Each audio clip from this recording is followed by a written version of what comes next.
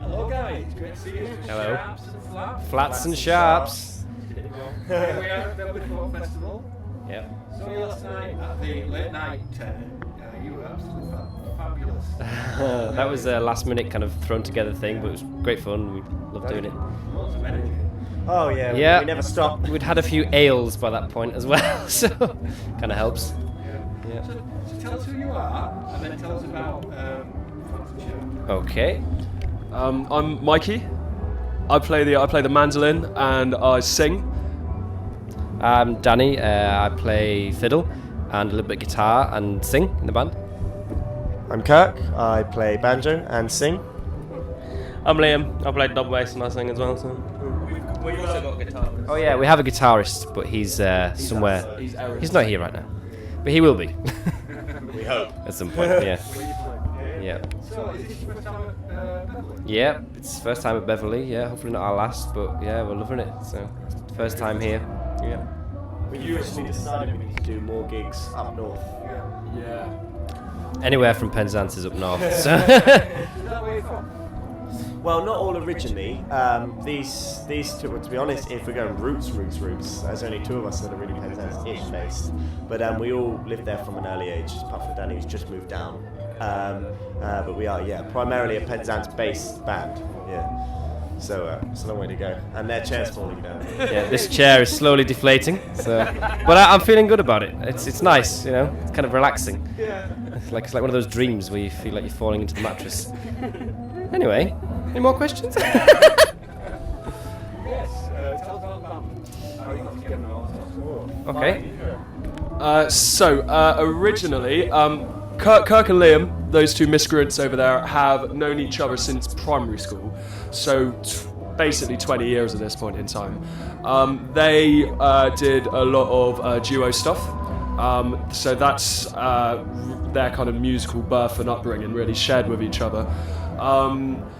And we met at the Cornish Bluegrass Festival when we were 15, the original four of us.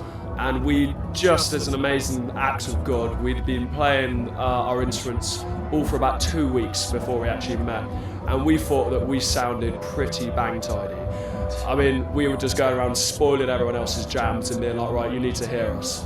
And then we kept kind of playing and meeting up and going to similar jams. And then we went to college together, Penwith College in Penzance. And then at that point, we didn't really want to get a normal job at the end of college, and we didn't want to go to university because for our generation, it's a massive waste of time and money, but I won't talk about that. So we decided we wanted to busk and make some money and get some women. So we decided to do that for the summer. Didn't really make either, but we got some gigs along the way. And then we thought, oh, this is pretty cool. And it fed our egos a little bit. So we kept doing that. And that was 5.5 years ago. Along the way, we've met... Say hello, Danny. Hello, Danny. Hello, Danny. We met Danny at a couple of the bluegrass festivals. It's quite a small scene. You get to know the people and you start to keep an eye on them. Like, I'm watching you. And then Danny's Cumbrian, Carlisle, and we played at RB Festival. And then we were jamming with Danny over the weekend, and we always needed a fiddle player, and we were like, "Yeah, this dude's pretty bang tidy." So we invited him to play a set with us on the Sunday in the church. Like, it's very traditional to do like the kind of gospel sessions. And then we all turn up hanging after being very badly behaved in hay bales with the locals the night before. And then Danny turned up in his suit pristine with his fiddle ready, and we played a cracker in the church, and then we've had him since then. And that was 2 years ago. And we're evolving, we're writing. We just released an album called King of My Mind that's available from all the reputable retailers. And we've been having an absolute blast. We get to come and sit in tents with people like you and chat waffle about ourselves. It's great. What's your album called? So it's called King of My Mind. Kirk, would you like to give a blurb on the album? We recorded it this year, and we're last year we released it this year, and we're really happy with it. It cost us our souls and our lives in our skin, but it's worth absolutely every penny. Most of it's original, which we're really proud to say, because we like to focus. We salute the traditional kind of bluegrass side of it and our roots, but we do like to focus on ourselves because we're quite musically vain like that. But we don't like to push the boundaries and make it musicians' music. It's people's music for everyone. So that's what we like to focus. So you have a message in your songs? It's more about angst, really. So our kind of generation is just kind of full of what is life really, and what a woman, and things like that. We're not kind of focusing anything around any kind of political message or anything like that. It's just imagine what a 20-year-old to a 25-year-old is really thinking, and the album will give you a good idea for that. So it's a healthy dose of existential woe combined with a little bit of why doesn't she love me? Yeah. So Kirk and I write our songs. He was touching on as well. We don't write songs to be bluegrass songs.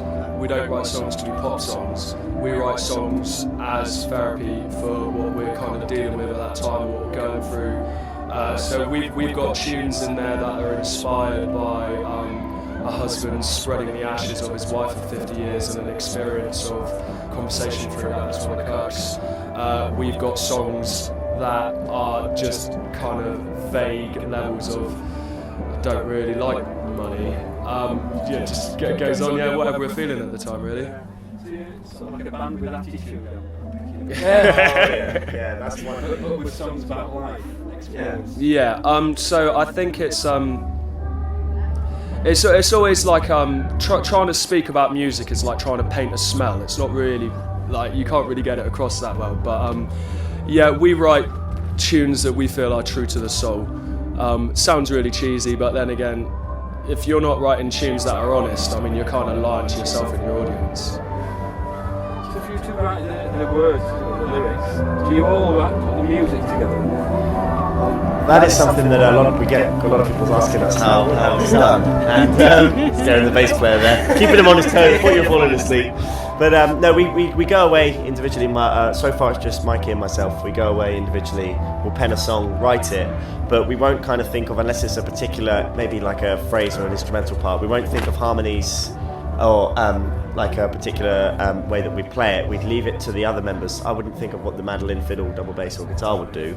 I'll be put in the flats and sharps input. So it's kind of like that's kind of what we do. Because if we did, it would be like, oh, that's definitely a Kirk song or a Mikey song, or like kind of you could tell where it's just kind of it'd be my lyrics, my melody, and the same with Mikey's, and a particular maybe melody or an instrumental phrase, and then you leave it for the rest of the band to see what we can come up with. If we don't like it, we'll be brutally honest about it there and then, and no, we don't like that, it's rubbish. Okay, fair enough. And if we do like it, we'll work on that and make it kind of work within the set.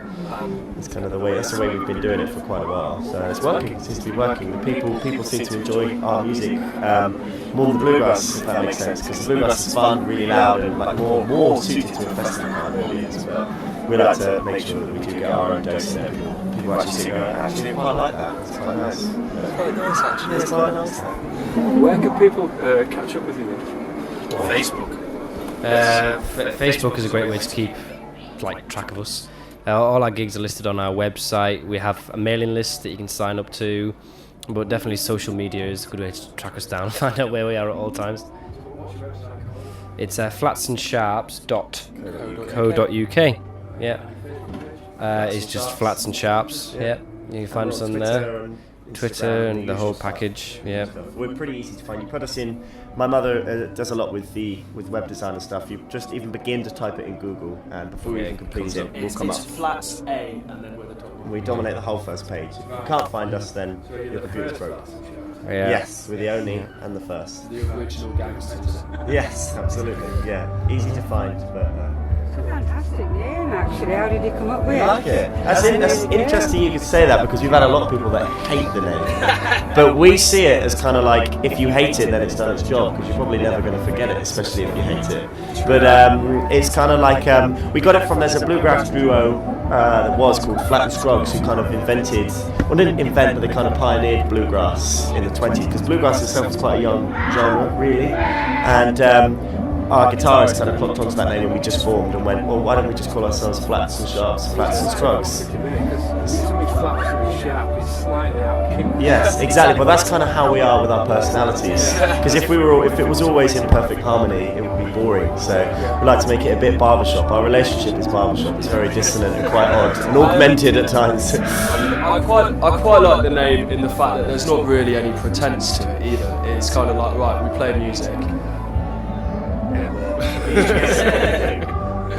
Literally. Does what it says on the tin. Does what it says on the tin, yeah. And Kind of thing. we love what we do. We're passionate about the music that we do. And again, I think we're quite honest with the music that we play, the music that we write, the performances we put on, the banter we have on stage, the way we construct everything. I mean, it's it all comes from quite an honest place, really. You know, you are what you eat, we are what you see. And are you playing any more gigs up in the north? So we are doing one in Newcastle. Yeah, it's the Americana Festival. It's actually it's the Sage in Gateshead. I can't remember what it's called, but that's coming up not next weekend, the weekend after. Yeah.